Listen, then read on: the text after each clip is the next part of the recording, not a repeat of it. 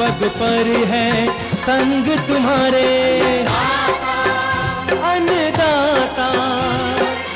लहू किसानों का बन के पसीना सींचता है धरती का सीना। मेहनत का तेरी हक दिलवाने, नई तकनीक नई खोज बताने। पशुधन को गुणवान बनाना, पौध सुरक्षा को सिखलाना, खेती के सब गुर समझाने, भारत का सरताज बनाने। आठों पहर है संग तुम्हारे अन्नदाता अन्नदाता। नमस्कार, मैं हूं आपके साथ विभा उपाध्याय और आप सभी दर्शकों का अन्नदाता कार्यक्रम में स्वागत करती हूं। हमारे देश का किसान जन का पोषक है, वो श्रम का देवता है, अन्नदाता है। उसमें ही भारत की आत्मा निवास करती है और ऐसे ही किसानों की प्रगति के लिए हम खेती बाड़ी से जुड़ी हुई बहुत सी नई लाभकारी जानकारियां हर रोज सुबह लेकर आते हैं। तो चलिए कार्यक्रम शुरू करने से पहले देखते हैं क्या है आज के अन्नदाता में। बांस की खेती करके कमाएं अच्छी आय।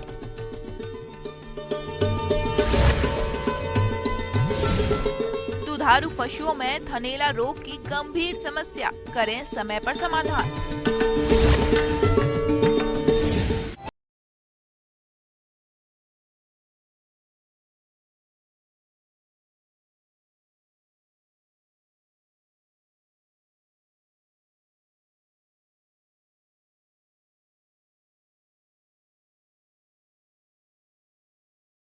पिछले कुछ सालों से देश भर में बांस की खेती का एरिया बढ़ा है। बांस की खासियत ये है कि ये किसी भी मौसम में खराब नहीं होता है।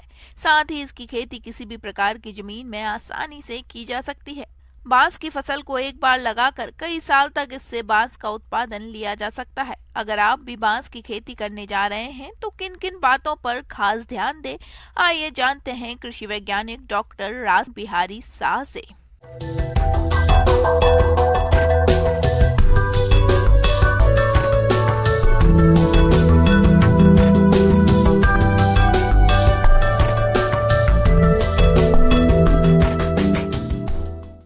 तो आज हम लोग जानेंगे कि बांस की खेती कैसे करें और उनसे क्या क्या फ़ायदे उठाएं हम लोग अपने ज़मीन पे उसकी खेती करके।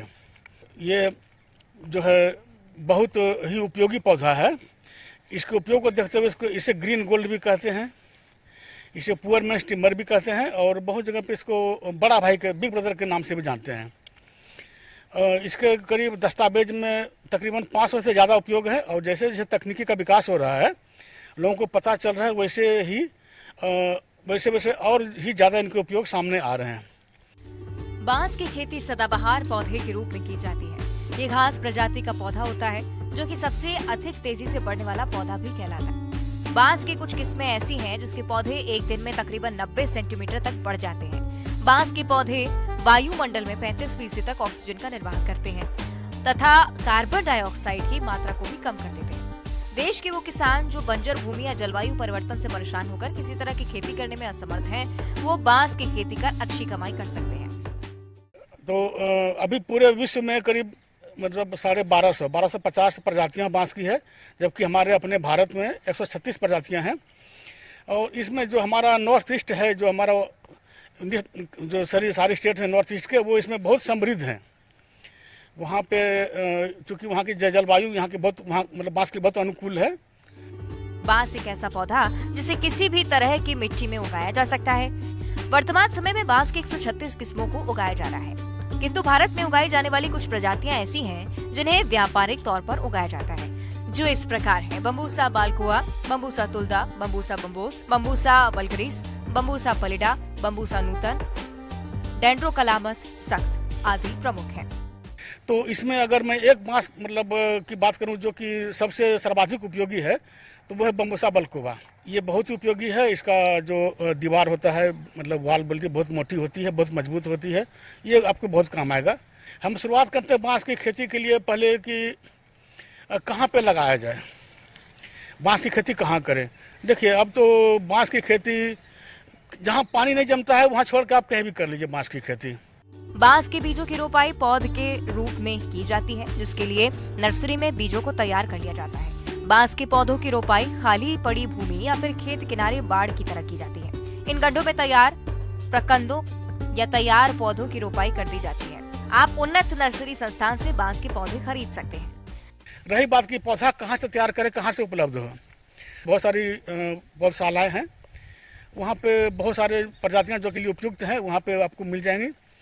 पौधा रोपण के वक्त क्या करते हैं कि उस पर 20-25 ग्राम दीमक के लिए जो दवाई होती है वो दे दीजिए, 200-250 ग्राम DAP डाल दीजिए और 7-8 किलो उस पर 10 किलो तक डाल सकते हैं आप फार्म यार्ड मैन्योर, और थोड़ा सा नीम का या करंज का केक भी डाल दीजिए, तो ये अच्छा रहेगा। उसके बाद जब पौधारोपण करेंगे तो जब बरसात आती है पौधारोपण कर दीजिए।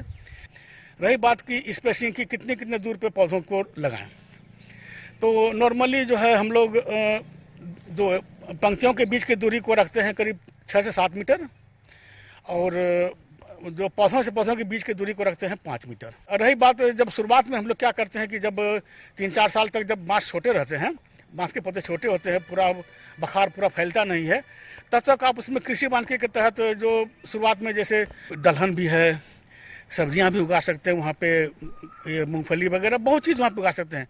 जैसे ही फिर 5 साल बाद जब आपको लगे कि छाँव हो रहा है तो फिर जो छाँव में उगाने वाले जो फसल हैं जैसे हल्दी है, अदरक है, ओल है, पेचकी है, ये सारी चीजें भी वहाँ पे सफलतापूर्वक उगा सकते हैं। बांस के पौधे सामान्य तौर पर 5 वर्ष में कटाई के लिए तैयार हो जाते हैं। इसकी कुछ किस्में कटाई के पश्चात अपने आप फिर से वृद्धि कर लेती हैं। कटाई के पश्चात 10 की एक पुली बना ले और इस पुली का औसतन वजन 15 से 20 किलोग्राम होता है। 1 एकड़ की भूमि में 200 बांस तक मिल जाते हैं, जो उत्पादन में तकरीबन 13.5 टन तक होते हैं। बांस के पौधे एक बार लग जाने के बाद 40 वर्ष तक पैदावार दे सकते हैं। 4-5 साल के बाद इसको आप रेगुलर रूप से इसको हार्वेस्ट कर सकते हैं। जो मैच्योर बांस है उसको काट लीजिए, उसको काट कर रखिए। स्टोरिंग की बात है तो इसको नॉर्मली नीचे मजबूत फर्श बनाते हैं, फिर एक चौकोर टाइप का बना के फिर इसको आप सीधे खड़े रखिए या फिर लिटा के रखिए। खड़ा रखना ज़्यादा फायदेमंद होता है। इसके बाद फिर आप जो मार्केटिंग है आप या तो बेचिए या फिर अगर आप खुद ही मूल्य संवर्धन करते हैं तो अच्छा है। आजकल देखिए बांस का कितना उपयोग है। हम लोग बोलते थे पहले कि बांस तो गरीबों के लिए है, पुअर मैन टिम्बर बोलते हैं, लेकिन अब बांस का जो प्रचलन है, जो उसके उत्पाद हैं बहुत ही महंगे हो रहे हैं। अब देखिए ना बांस आप कितना चीज़ है, अगरबत्ती है, टोकरी है, आपका पेपर है, फेंसिंग है, उसके अलावा आप तो फर्श भी बन रहे हैं बांस के, स्टिक्स हैं बहुत सारे हैं। आप के लिए बहुत ही मतलब अपार संभावना है बांस के साथ। आप जुड़िए और कहीं कोई कमी हो तो आप वैज्ञानिकों से संपर्क में रहिए। हम सदैव तत्पर हैं आप लोगों की सेवा के लिए। किसान भाइयों, अब लेते हैं एक छोटा सा ब्रेक।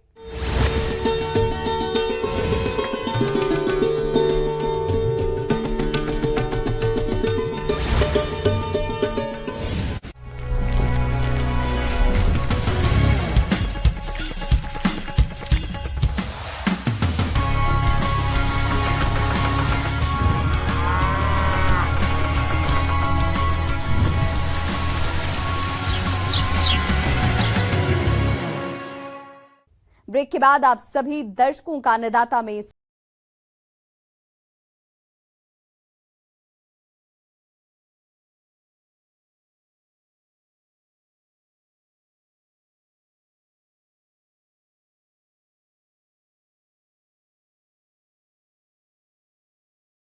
कि बहुत से किसान भाई दुधारू पशुओं का पालन करते हैं, लेकिन उनकी उचित देख रेख के अभाव में पशु विभिन्न रोगों के चपेट में आ जाते हैं। इन्हीं रोगों में से एक है थनैला रोग, जो कि अधिक दूध देने वाले पशुओं में आमतौर पर देखा जाता है। इस रोग से ग्रसित पशु दूध देना कम कर देता है। अगर इस रोग का समय से इलाज नहीं किया जाए तो कभी कभी पशुओं के थन भी खराब हो जाते हैं।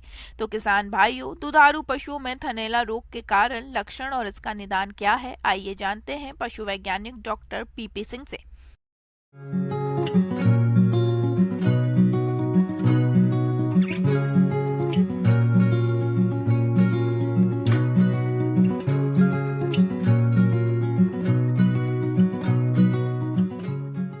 दुधारू पशुओं में होने वाले एक महत्वपूर्ण बीमारी थनैला या मास्टाइटिस के बारे में बताने जा रहा हूँ। देखिए, थनैला एक इस प्रकार का रोग है जिसमें कि पशु के जो अडर है या इसको कहें ओंगरी कहें, उसमें सूजन डेवलप हो जाती है और उस सूजन की कई वजह होती हैं।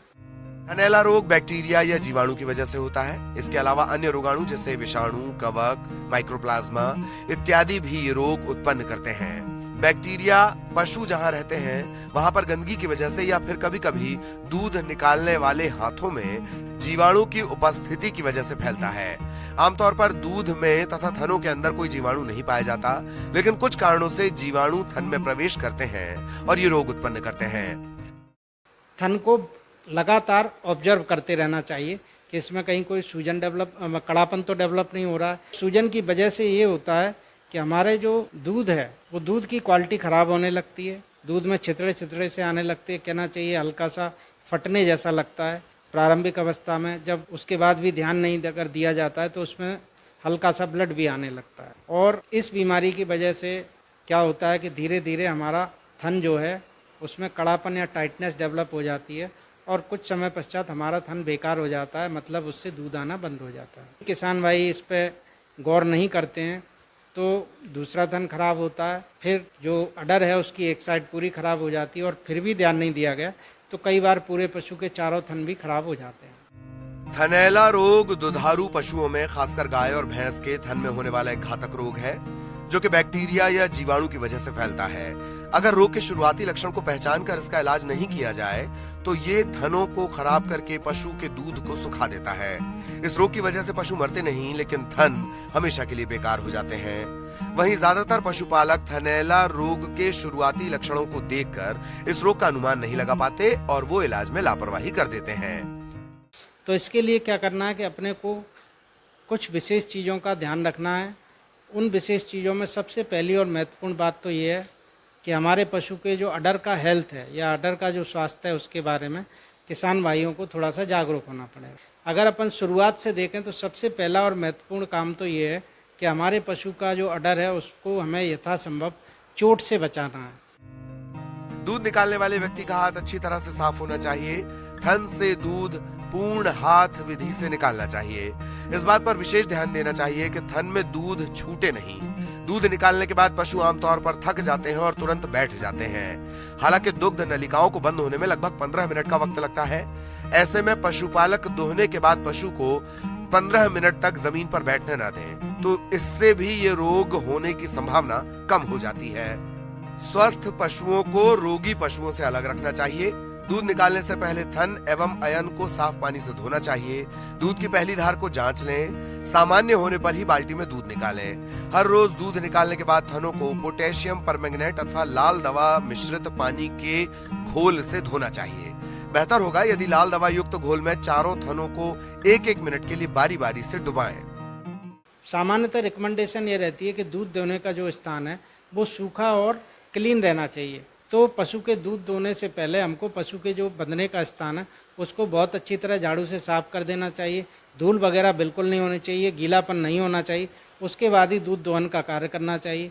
या कई बार कहीं खड़ा है तो किसी बांध से अगर उसमें हल्का सा भी कट लग जाए थन में तो उससे क्या होता है कि सूजन डेवलप होने लगती है। जब सूजन डेवलप होने लगती है तो उस समय पशुपालक को चेत जाना चाहिए, मतलब उस समय अलर्ट हो जाना चाहिए और हमें ऐसे पशु को सबसे पहले तो एंटीबायोटिक मल्लम या लोशन लगाना चाहिए और उसके बाद में सूजन तो जो मल्लम रहता है, लोशन रहता है, उससे पटक जाती है और कई बार सुपरफिशियल अगर घाव रहता है ऊपर की सतह पे तो वो भी भर जाता है और कोई ऐसी दिक्कत नहीं आती। लेकिन जब कभी ये सूजन बढ़ती जा रही है और उसके कारण थन का जो टीट कैनाल रहती है उस टीट कैनाल में हमको एक कड़ापन महसूस होने लगता है तो हमें ये अलर्ट हो जाना चाहिए कि थन में मास्टाइटिस होने के चांसेस बन रहे हैं। तो इसके लिए पशु चिकित्सक से तुरंत संपर्क करके एंटीबायोटिक का उपचार कराना चाहिए।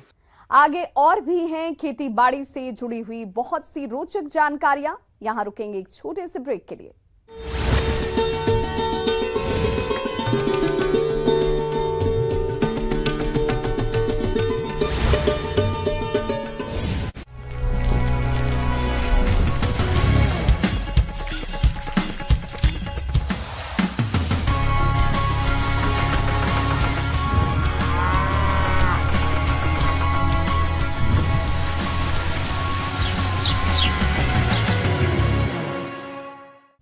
ब्रेक के बाद एक बार फिर से आप सभी दर्शकों का अन्नदाता कार्यक्रम में स्वागत है।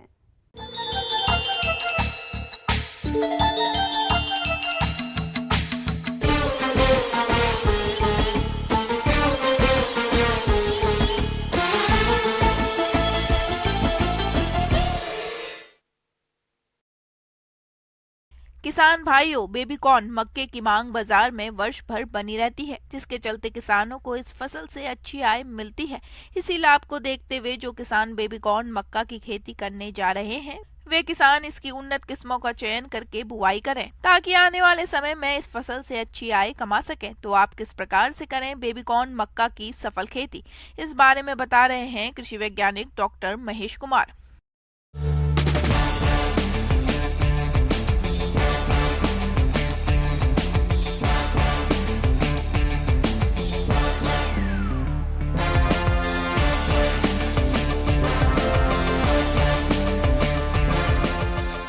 हम बात करते हैं बेबीकॉर्न की खेती के बारे में। बेबीकॉर्न मक्का की एक प्रजाति है जिसमें नंबर ऑफ कॉप्स, जो नंबर ऑफ बेबी कॉप्स हैं, जो भुट्टे निकलते हैं, उनकी संख्या ज़्यादा हो जाती है।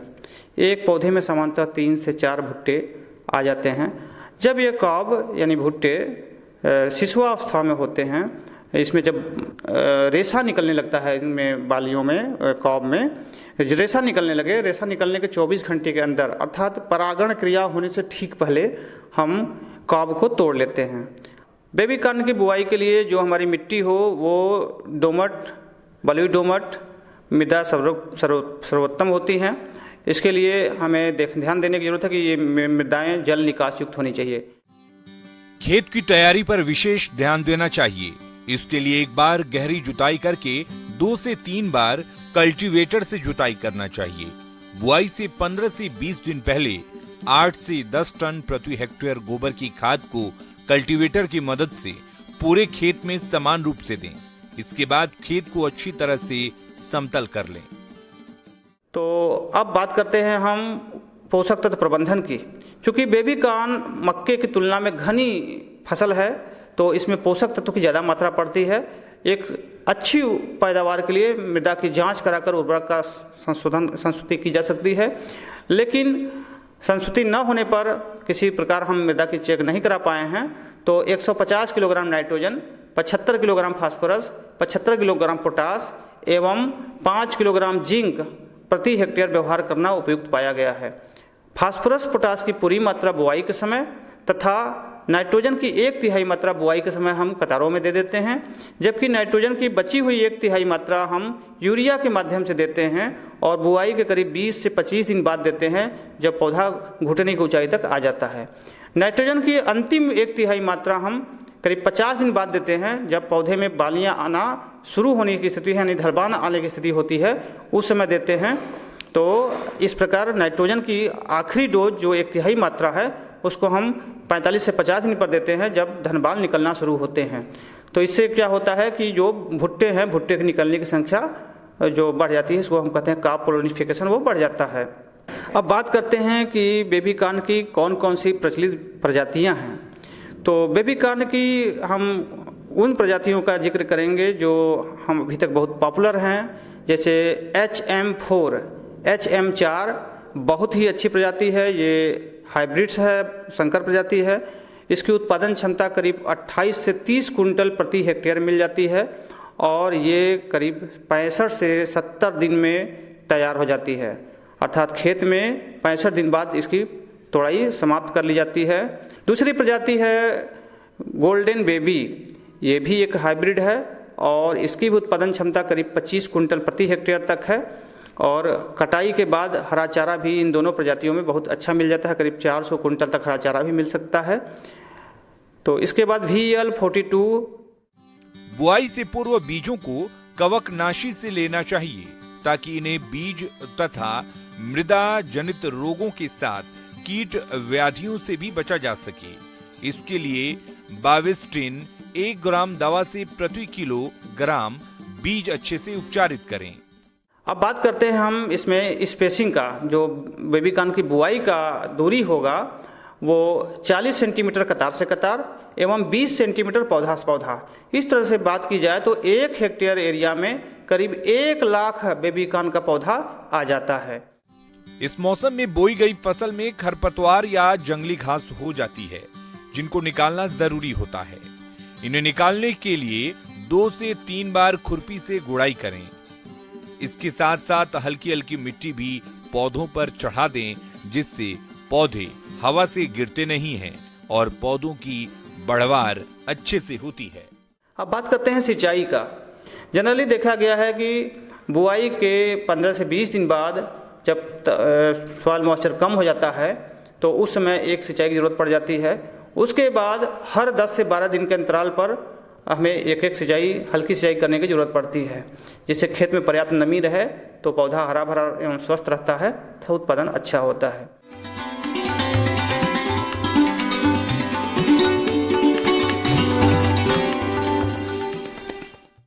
आइए जानते हैं अन्नदाता निःशुल्क फोन के माध्यम से पूछे गए समस्याओं का समाधान। आज की अन्नदाता हेल्पलाइन में हमने जिस प्रश्न को शामिल किया उसे पूछा है ग्राम खेमरा, जिला भरतपुर के रत्नेश सिंह ने। आपने बैंगन की फसल में छोटी पत्ती रोग की रोकथाम के बारे में जानकारी चाहिए है, तो इसके लिए देखिए कार्यक्रम का यह अंश। बैंगन की जो फसल है उसमें हम देखते हैं कि एक छोटी पत्ती का रोग आता है, और ये जो रोग है बैंगन की फसल में माइकोप्लाज्मा के कारण होता है।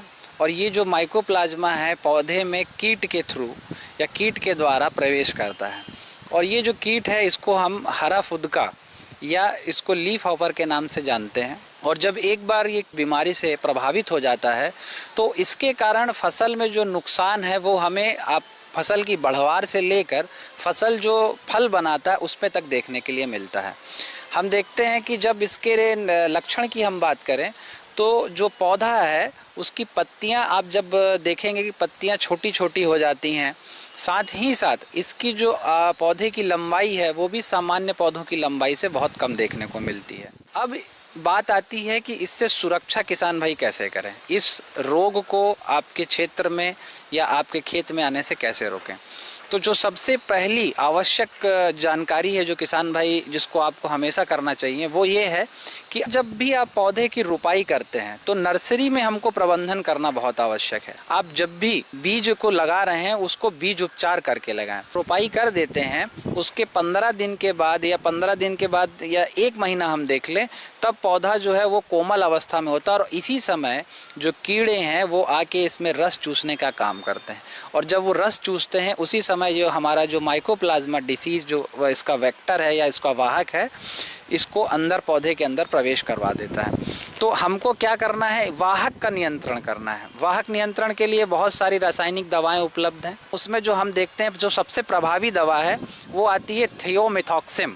इसको आपको 100 ग्राम प्रति एकड़ की दर से देना है। इसके अलावा एक और इसका कॉम्बिनेशन है थियोमेथॉक्सिम प्लस लेम्डासाइलोहेथ्रिन। इस दवा की 80 ग्राम मात्रा आपकी प्रति एकड़ में लगती है। जिस प्रकार हम देखते हैं कि यदि हम सुरक्षा को प्रारंभ से करके रखें तो लास्ट तक हमको जब फसल की बढ़वार होती है या फल आता है तब हमको ज़्यादा सुरक्षा के उपाय कम करने पड़ते हैं।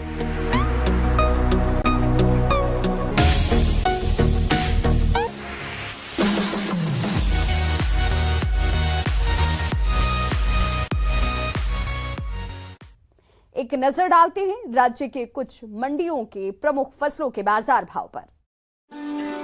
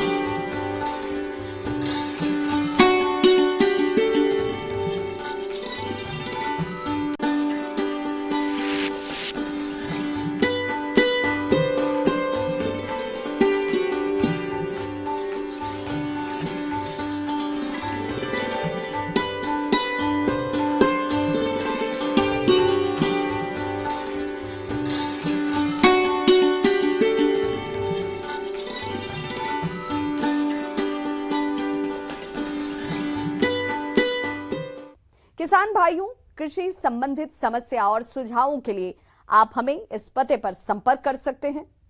प्रोड्यूसर अन्नदाता, news 18 Rajasthan, Ramoji film city, Hyderabad 501512। साथ ही आप हमें ईमेल भी कर सकते हैं। हमारा ईमेल है p18annadaata@nw18.com। इसके अतिरिक्त आप हमें निःशुल्क हेल्पलाइन नंबर 180088921663 पर सोमवार से शनिवार सुबह 10 बजे से शाम 4 बजे के बीच संपर्क भी कर सकते हैं। अब समय हो रहा है आपसे विदा लेने का। कल फिर होगी मुलाकात कृषि से जुड़ी महत्वपूर्ण जानकारियों के साथ। नमस्कार।